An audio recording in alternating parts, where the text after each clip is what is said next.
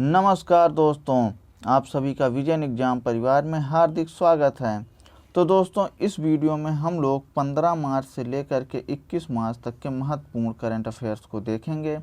इससे पहले मार्च माह के 2 वीडियो ऑलरेडी अपलोड कर दिए गए हैं, जिसमें हम लोगों ने 1 से लेकर के 14 मार्च तक के महत्वपूर्ण 70 प्रश्नों को देखा है। तो इसके आगे दोस्तों आज इस वीडियो में हम लोग देखेंगे। तो आइए दोस्तों शुरू करते हैं। क्वेश्चन नंबर 71 कि उपभोक्ता मामले, खाद्य एवं सार्वजनिक वितरण मंत्रालय ने प्रवासी मजदूरों की मदद हेतु किस ऐप को लॉन्च किया है? तो इसका राइट आंसर हो जाएगा मेरा ration app. Option number A is the right answer. देखिए, ये मेरा राशन ऐप जो है भारत सरकार द्वारा शुरू की गई one nation one ration card योजना का ही एक हिस्सा है। इस ऐप के ज़रिए जो है मज़दूरों को काफ़ी मदद मिलेगी, जो काम के सिलसिले में एक जगह से दूसरी जगह जाते रहते हैं। तो कौन सा ऐप लॉन्च किया गया है? तो मेरा राशन ऐप। किस मंत्रालय के द्वारा? तो उपभोक्ता मामले, खाद्य एवं सार्वजनिक वितरण मंत्रालय के मामले द्वारा। तो अगला प्रश्न देखते हैं। भारतीय क्रिकेट टीम के किस पूर्व कप्तान को भारतीय पेशेवर गोल्फ टूर PGTI के बोर्ड में सदस्य के रूप में शामिल किया है? तो इसका राइट आंसर हो जाएगा option number D, Kapil Dev. देखिए, जब भारत 1983 का पहला वर्ल्ड कप जीता था, मतलब भारत का पहला वर्ल्ड कप जो जीता था, तो उस समय कप्तान हमारे कपिल देव जी ही थे। अगला प्रश्न देखते हैं। निम्नलिखित में से कौन सा देश UAE को पीछे छोड़कर भारत का दूसरा सबसे बड़ा तेल आपूर्तिकर्ता देश बन गया है? मतलब जो भारत में जो कच्चे तेल की सप्लाई करने के मामले में UAE को पीछे छोड़कर दूसरा सबसे बड़ा तेल आपूर्तिकर्ता देश बन गया है। तो ये आपको पता होगा, option number C, America is the right answer. Bharat जो है विश्व का तीसरा सबसे बड़ा आयातक और उपभोक्ता है। किसका? कच्चे तेल का। तो अगला प्रश्न देखते हैं। भारत की किस अंतर्राष्ट्रीय महिला तलवारबाज ने इस साल 23 जुलाई से शुरू होने वाले टोक्यो ओलंपिक के लिए क्वालिफाई कर लिया है? तो देखिए, टोक्यो ओलंपिक कब शुरू होगा? तो 23 जुलाई से शुरू होगा। तो इसका राइट आंसर हो जाएगा option number B, Bhavani Devi. तो भवानी देवी ने अंतर्राष्ट्रीय महिला तलवारबाज हैं और जिन्होंने टोक्यो ओलंपिक के लिए क्वालिफाई कर लिया, और जो है टोक्यो ओलंपिक के लिए क्वालिफाई करने वाली ये पहली भारतीय तलवारबाज बन गई हैं। तो क्या नाम है इनका? भवानी देवी। अगला प्रश्न देखते हैं। भारत के लिए T20 क्रिकेट में सबसे ज़्यादा विकेट लेने वाले बॉलर निम्नलिखित में से कौन बन गए हैं? तो इसका राइट आंसर पता है आप सभी लोगों को, युजवेंद्र चहल। और इन्होंने किसको पीछे छोड़ा है? तो जसप्रीत बुमराह को। अगला प्रश्न देखते हैं। जम्मू और कश्मीर प्रशासनिक परिषद ने आवास और शहरी विकास विभाग के कितने लाख रुपए तक के ब्याज मुक्त ऋण प्रदान करने के प्रस्ताव को मंजूरी दे दी है? तो इसका राइट आंसर हो जाएगा ऑप्शन नंबर ए, 2 लाख रुपए। देखिए, यह मंजूरी जो है उपराज्यपाल मनोज सिन्हा के नेतृत्व में दी गई है, और यह ब्याज मुक्त ऋण 10 वर्षों की अवधि के लिए प्रदान किया जाएगा, और इसमें जो है 6 महीने की मोहलत भी दी जाएगी, और इसे जो है 2500 रुपये की मासिक किस्त द्वारा चुकाया जा सकता है। अगला प्रश्न देखते हैं। अंतर्राष्ट्रीय सौर गठबंधन के महानिदेशक के रूप में किसे नियुक्त किया गया है, या किसने पदभार ग्रहण किया है? तो किसका अंतर्राष्ट्रीय सौर गठबंधन का महानिदेशक किसे बनाया गया है? तो इसका राइट आंसर हो जाएगा Ajay Mathur. Option number B is the right answer. इनकी नियुक्ति देखिए 4 साल के लिए की गई है। अगर आप लोगों ने चैनल को सब्सक्राइब नहीं किया है तो चैनल को सब्सक्राइब कर लीजिए और अपने दोस्तों के साथ भी शेयर कर लीजिए। अगला क्वेश्चन देखते हैं। निम्नलिखित में से किस राज्य में काला नमक चावल महोत्सव आयोजित किया जाएगा? तो इसका राइट आंसर हो जाएगा उत्तर प्रदेश। उत्तर प्रदेश में देखिए काला नमक चावल महोत्सव में जो है रंगारंग सांस्कृतिक कार्यक्रम भी आयोजित किए जाएंगे। अब इस कार्यक्रम में स्थानीय कलाकारों एवं छात्रों को अपनी प्रतिभा का प्रदर्शन दिखाने का मौका मिलेगा। तो आप लोगों को याद रखना, काला नमक चावल महोत्सव कहाँ किस राज्य में आयोजित किया जाएगा, तो उत्तर प्रदेश में। अगला प्रश्न देखते हैं, संसदीय समिति ने पॉक्सो एक्ट के तहत किशोर की उम्र 18 से घटाकर निम्न में से कितने वर्ष करने की सिफारिश की है। तो देखिए ये 18 वर्ष से घटाकर 16 वर्ष कर दी गई है। अब ये देखिए कांग्रेस के एक सांसद हैं आनंद शर्मा, तो उनकी अध्यक्षता वाली गृह मामलों की एक स्थायी समिति ने अपने रिपोर्ट में जो है अपनी रिपोर्ट को राज्यसभा को सौंपी है। और इसमें कहा गया कि जो पॉक्सो एक्ट में बड़ी संख्या में ऐसे मामले हैं जहां अपराधियों की उम्र कम थी, कम मतलब 18 से कम थी, तो इसलिए जो है इस उम्र को घटाकर अब कितने वर्ष कर दिया गया है, 16 वर्ष कर दिया गया है। अगला प्रश्न देखते हैं, निम्नलिखित में से किसने पटियाला में चल रहे 24वें federation cup senior athletics championship में महिलाओं की 100 मीटर की दौड़ में स्वर्ण पदक जीत लिया है। तो इसका राइट आंसर है ऑप्शन नंबर सी, धनलक्ष्मी। इन्होंने देखिए फाइनल दौड़ में 11.58 सेकंड में ही पूरी करी है 100 मीटर की दौड़ में। और सेकंड स्थान पे रही हैं द्युति चंद, इन्होंने सेकंड स्थान पे रही द्युति चंद, इन्होंने 11.58 सेकंड में इस दौड़ को पूरा किया। और धनलक्ष्मी जी ने 11.39 सेकंड में इस रेस को कंप्लीट किया और प्रथम स्थान हासिल किया। और द्युति चंद जो है 11.58 सेकंड में इस रेस को कंप्लीट किया और द्वितीय स्थान को प्राप्त किया। अगला प्रश्न देखते हैं, प्रधानमंत्री नरेंद्र मोदी के किस प्रमुख सलाहकार ने निजी कारणों से अपने पद से इस्तीफा दे दिया है। तो इसका राइट आंसर हो जाएगा पीके सिन्हा। ये देखिए यूपी कैडर के जो है 1977 बैच के रिटायर्ड आईएएस हैं, मतलब 1977 बैच के आईएएस हैं जिन्हें प्रधानमंत्री मोदी के प्रमुख सलाहकार बनाया गया था और इन्होंने हाल ही में अपने निजी कारणों से इस्तीफा दे दिया। तो किसने दिया, पीके सिंह जी ने। अगला प्रश्न देखते हैं, वायु की गुणवत्ता, विश्व वायु गुणवत्ता 2020 की रिपोर्ट के अनुसार विश्व में सबसे प्रदूषित राजधानी निम्नलिखित में से कौन बन गई है। तो विश्व की सबसे प्रदूषित राजधानी दोस्तों नई Delhi, option number A is the right answer. अब देखिए इसमें इस रिपोर्ट में विश्व वायु गुणवत्ता रिपोर्ट जो 2020 की है, इसमें दुनिया के सबसे प्रदूषित 30 शहरों में से 22 शहर तो भारत के ही हैं। और जो दिल्ली की जो हवा की गुणवत्ता है 2019 के मुकाबले इसमें 15% का सुधार हुआ है, लेकिन फिर भी जो है दिल्ली सबसे प्रदूषित राजधानी बन गई है। अगला प्रश्न देखते हैं, हाल ही में वनवासी समागम का आयोजन किस राज्य में किया गया। तो देखिए वनवासी समागम का आयोजन उत्तर प्रदेश में किया गया और उत्तर प्रदेश में भी सोनभद्र जिले में किया गया और इसमें मुख्य अतिथि के रूप में राष्ट्रपति रामनाथ कोविंद थे इसके मुख्य अतिथि के रूप में। तो वनवासी समागम उत्तर प्रदेश में भी कहाँ पर, तो सोनभद्र जिले में।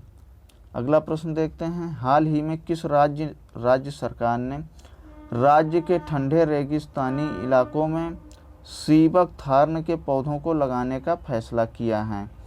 तो आप सभी लोगों को बता दें कि ऐसा फैसला करने वाला राज्य हिमाचल प्रदेश है। तो option number A is the right answer. देखिए ये जो सीबक थॉर्न पौधे हैं ये एक प्रकार की झाड़ियाँ होती हैं जो नारंगी पीले रंग की खाने योग्य बेरों का उत्पादन करती हैं। और ये जो झाड़ियाँ हैं ये देखिए इनको पौधों को लगाने का फ़ायदा क्या होता है, तो जो सीबक थार नाम की झाड़ियाँ हैं ये मिट्टी को बांधे रखती हैं। तो मिट्टी को बांधे रखती हैं तो जिससे क्या होता है कि मिट्टी का क्षरण नहीं होता है, जबकि पहाड़ी इलाकों में आप सभी को पता होगा कि मिट्टी का क्षरण बहुत तेज़ी से होता है। तो इसी क्षरण को रोकने के लिए जो है हिमाचल प्रदेश सरकार ने सीबक थार्न पौधों को लगाने का फैसला किया है। अगला प्रश्न देखते हैं, रूस और निम्न में से किस देश ने चंद्र अनुसंधान स्टेशन के लिए समझौता ज्ञापन पर हस्ताक्षर किया है। तो इसका राइट आंसर हो जाएगा ऑप्शन नंबर सी, चीन ने।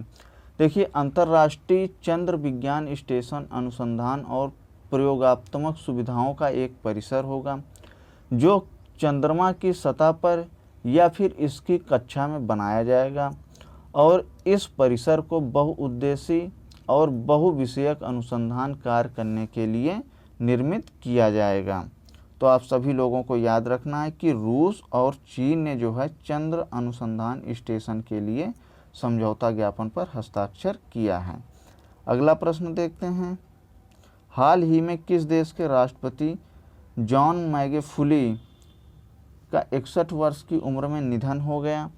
तो इसका राइट आंसर हो जाएगा option number A, Tanzania. Tanzania के राष्ट्रपति जॉन मैगुफुली का 61 वर्ष की आयु में निधन हो गया।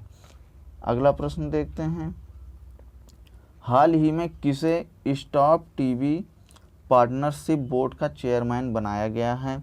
तो स्टॉप टीबी पार्टनरशिप एक अंतर्राष्ट्रीय मंच है जो विश्व भर के विभिन्न पक्षों के साथ मिलकर टीबी के विरुद्ध जो है संघर्ष का अभियान चलाती है। तो इसका जो है चेयरमैन बनाया गया है डॉक्टर हर्षवर्धन जी को। तो option number B is the right answer. और जो है ये जुलाई 2021 में अपना पदभार संभालेंगे और इनका कार्यकाल जो है 3 वर्ष के लिए इनका कार्यकाल होगा। अगला प्रश्न देखते हैं, निम्नलिखित में से किस देश ने दुनिया का सबसे बड़ा तैरता हुआ सौर फार्म बनाने की घोषणा करी है? तो ये ऐसा करने वाला देश है सिंगापुर। तो option number B is the right answer. और हाल ही में मध्य प्रदेश में भी देखिए सबसे बड़ा सौर फार्म बनाया गया है। तो प्रेजेंट टाइम में तो मध्य प्रदेश भारत वाला ही है और ये जो है 2025 तक ये लगभग बनके तैयार हो जाएगा। तो सौर ऊर्जा को मतलब सिंगापुर सरकार जो है 2025 तक सौर ऊर्जा के उपयोग को 4 गुना बढ़ाने का लक्ष्य लेकर चल रही है। तो दुनिया का सबसे बड़ा तैरता हुआ सौर फार्म कहाँ बनाया जाएगा या किस देश में बनाया जाएगा? तो सिंगापुर में। अगला प्रश्न देखते हैं, हाल ही में किस राज्य के नर्मदा जिले के केवड़िया में स्थित स्टैचू ऑफ यूनिटी, देखिए स्टैचू ऑफ यूनिटी इसका उद्घाटन वर्ष 2018 में हुआ था। तो को देखने आने वाले पर्यटकों की संख्या 50 लाख से अधिक हो चुकी। मतलब 2018 में उद्घाटन होने के बाद से अब तक पर्यटकों की संख्या 50 लाख से अधिक हो चुकी है। तो ये देखिए स्टैचू ऑफ यूनिटी आप सभी को पता होगा गुजरात में स्थित है। तो गुजरात राज्य इसका राइट आंसर हो जाएगा। और गुजरात में नर्मदा जिले में स्थित है, नर्मदा जिले के केवड़िया में स्थित है। और स्टैचू ऑफ यूनिटी का निर्माण सरदार वल्लभ भाई पटेल के सम्मान में किया गया है। सरदार वल्लभ भाई पटेल जी ने देखिए स्वतंत्र भारत में 560 रियासतों को एकजुट करने का श्रेय सरदार पटेल जी को ही जाता है। तो इसीलिए इनको स्टैचू ऑफ यूनिटी के रूप में विकसित किया गया है।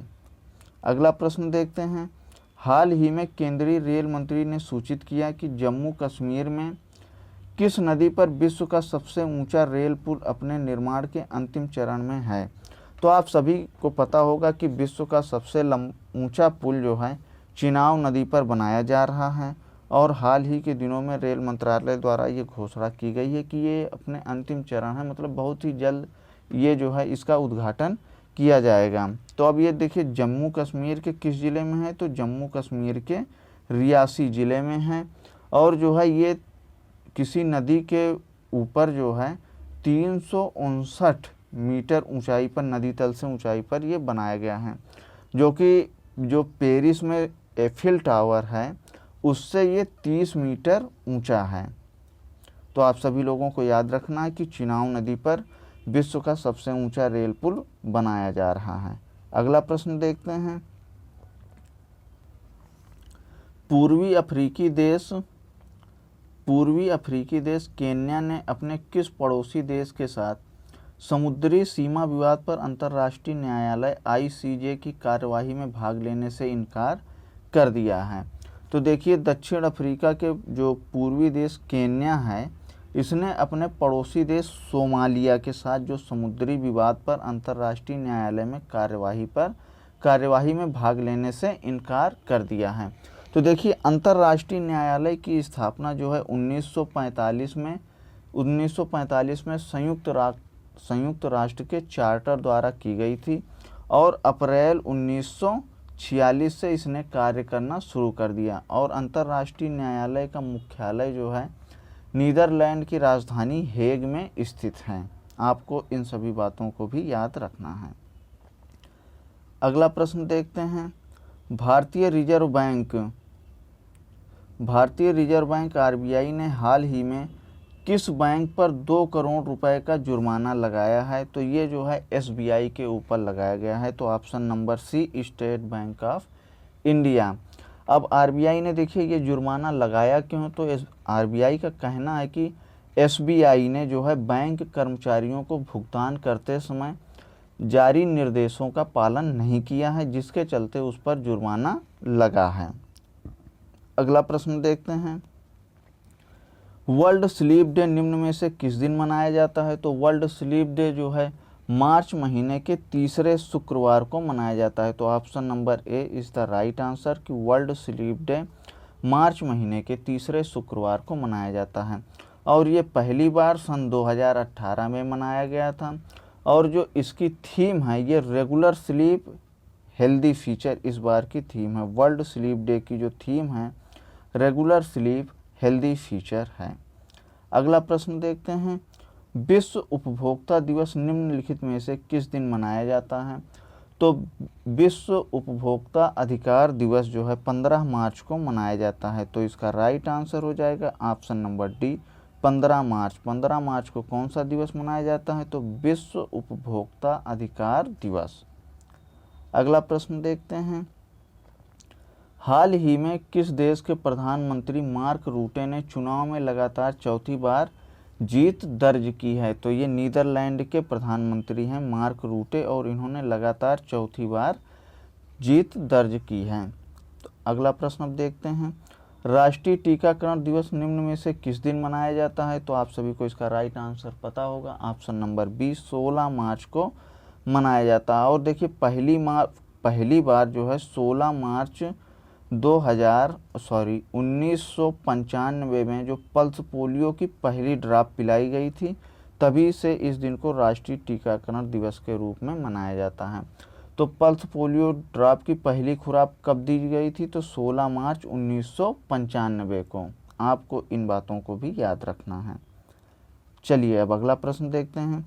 किस देश के वैज्ञानिकों ने हाल ही में वैकल झील के अंदर एक स्पेस टेलीस्कोप लगाया है? तो ये देखिए रूस ने लगाया है। तो ऑप्शन नंबर ए रूस इज़ द राइट आंसर। अब इस टेलीस्कोप को जो एक बड़ा स्पेस टेलीस्कोप है इसको 2015 से ही बनाया जा रहा है और इसका जो काम है ये न्यूट्रिनोस को जो है पता लगाने का इसका काम है। और जो न्यूट्रिनोस हैं ये दुनिया के सबसे छोटे कण होते हैं। तो एक क्वेश्चन और यहाँ से आपका बन जाएगा कि दुनिया के सबसे छोटे कण कौन होते हैं? तो न्यूट्रिनोस। आपको इसको नोट कर लेना है। अगला प्रश्न देखते हैं। विश्व बैंक ने बांग्लादेश की मदद के लिए कितने मिलियन अमेरिकी डॉलर की मंजूरी दी है? तो आपको पता होगा 200 मिलियन अमेरिकी डॉलर की मंजूरी दी है विश्व बैंक ने। किसको? बांग्लादेश के लिए। चलिए दोस्तों अब अगला प्रश्न देखते हैं। अगर आप लोगों ने चैनल को अभी भी सब्सक्राइब नहीं किया है तो चैनल को सब्सक्राइब जरूर कर लीजिए। अगला प्रश्न अब देखते हैं। निम्नलिखित में से कौन सा दिन या दिवस 20 मार्च को नहीं मनाया गया? तो क्वेश्चन को ध्यान से देखना है कि 20 मार्च को कौन सा दिवस नहीं मनाया गया। तो देखिए विश्व गौरैया दिवस ये भी मनाया गया 20 मार्च को। अंतर्राष्ट्रीय खुशी का दिन वर्ल्ड हैप्पीनेस डे ये भी 20 मार्च को मनाया गया। विश्व मेढक दिवस ये भी 20 मार्च को मनाया गया।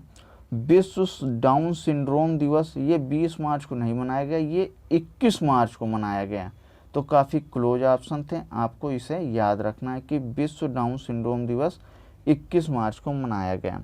इसके अलावा देखिए 20 मार्च को और भी 1-2 दिवस मनाए गए, जैसे कि विश्व मौखिक स्वास्थ्य दिवस ये भी 20 मार्च को मनाया गया।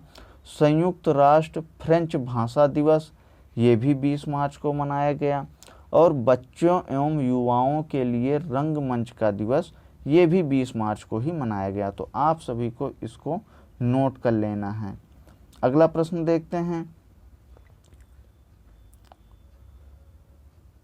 अगला प्रश्न देखते हैं, निम्नलिखित में से कौन सा दिन या दिवस 21 मार्च को नहीं मनाया गया। तो अब देखिए, अभी 20 मार्च का हमने देखा, तो अब क्वेश्चन ये है कि 21 मार्च को कौन सा दिवस नहीं मनाया गया।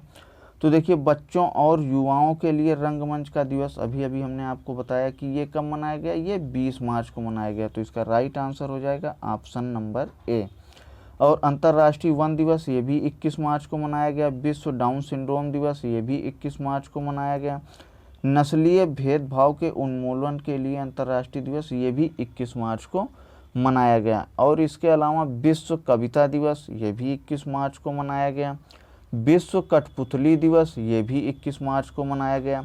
अब इनमें से सबसे ज़्यादा इम्पोर्टेंट है अंतर्राष्ट्रीय वन दिवस।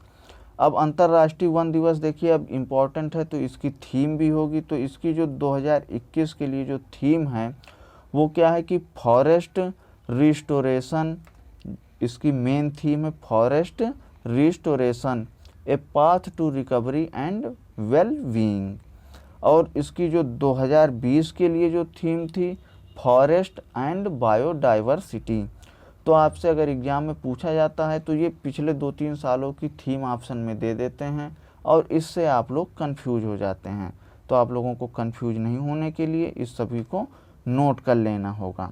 अगला प्रश्न देखते हैं, किस राज्य ने कुपोषण से लड़ने के लिए समार अभियान शुरू किया। तो समार अभियान देखिए किससे संबंधित है, तो कुपोषण से लड़ने के लिए। और ये किस राज्य ने शुरू किया है, तो इसको शुरू करने वाला राज्य है झारखंड। तो option number C is the right answer.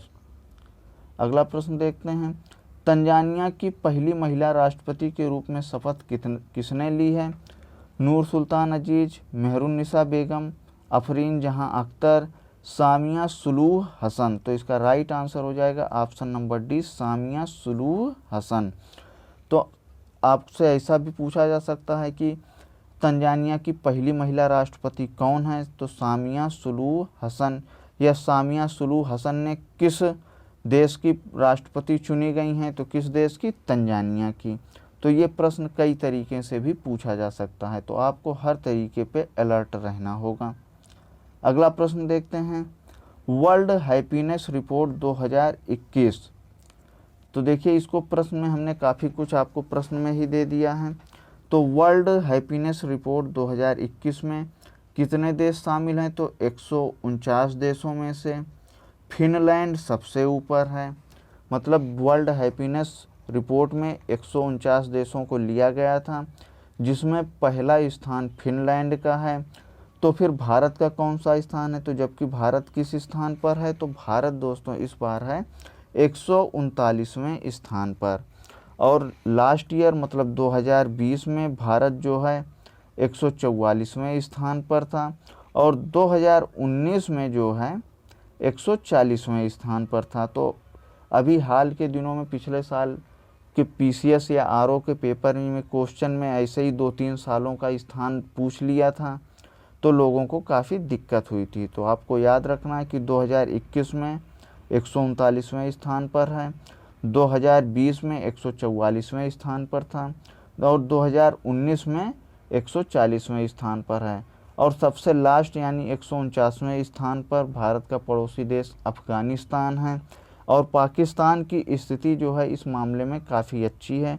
Pakistan जो है 105वें स्थान पर है और जबकि बांग्लादेश जो है, पाकिस्तान 105वें स्थान पर है और बांग्लादेश जो है 104 स्थान पर जो है 101वां स्थान जो है बांग्लादेश का है। और इस मामले में देखिए चीन भी 84वें स्थान पर है, नेपाल भी 104वें स्थान पर है। तो कुल मिला के जो भारत उपमहाद्वीप में सबसे ख़राब स्थिति जो है भारत की ही है। और श्रीलंका भी, ये भी शायद 129वें स्थान पर है। तो कुल मिला के भारत की रैंकिंग कितनी रही है, तो 139। तो पहला तो फिनलैंड हो गया, दूसरा देखिए डेनमार्क है, तीसरा स्विट्ज़रलैंड है, चौथा जो है आइसलैंड है, 5वां स्थान नीदरलैंड का है और अमेरिका का जो है 19वां स्थान है। इस मामले में अमेरिका का स्थान जो है 19वां है। वर्ल्ड हैप्पीनेस रिपोर्ट देखिए संयुक्त राष्ट्र द्वारा जारी की जाती है और वो भी संयुक्त राष्ट्र की एक संस्था है UNSDS। चलिए तो दोस्तों आप सभी लोगों को इतने पॉइंट याद रखने हैं। तो अब अगला प्रश्न देखते हैं। World shooting para sport world cup में, world shooting para sport world cup में भारत की ओर से गोल्ड मेडल किसने जीता है? तो गोल्ड मेडल जीता है ऑप्शन नंबर बी सिंह राज ने। तो आप सभी लोगों को इसको याद रखना है। अगला प्रश्न देखते हैं। केंद्रीय रिजर्व पुलिस बल CRPF के प्रमुख किसे नियुक्त किया गया है? तो इसका राइट आंसर हो जाएगा option number A Kuldeep Singh. देखिए कुलदीप सिंह जी जो हैं 1986 बैच के वेस्ट बंगाल कैडर के IPS अधिकारी हैं और इनका कार्यकाल जो है 30 सितंबर 2022 तक रहेगा इनका कार्यकाल। तो 2022 तक के लिए CRPF का प्रमुख किसे नियुक्त किया गया है? तो कुलदीप सिंह जी को। कुलदीप सिंह जी 1986 बैच के वेस्ट बंगाल कैडर के IPS अधिकारी हैं। तो इस प्रकार से दोस्तों ये मार्च माह के तीसरे सप्ताह के महत्वपूर्ण करंट थे। आप सभी लोगों को इन सारे प्रश्नों को याद रखना, ये काफ़ी महत्वपूर्ण प्रश्न थे। अगर आप लोगों को वीडियो पसंद आ रही हो तो वीडियो को लाइक करें, चैनल को सब्सक्राइब कर लें और दोस्तों को भी शेयर कर लें। विजन एग्जाम फैमिली से जुड़ने के लिए आप सभी लोगों को बहुत बहुत धन्यवाद।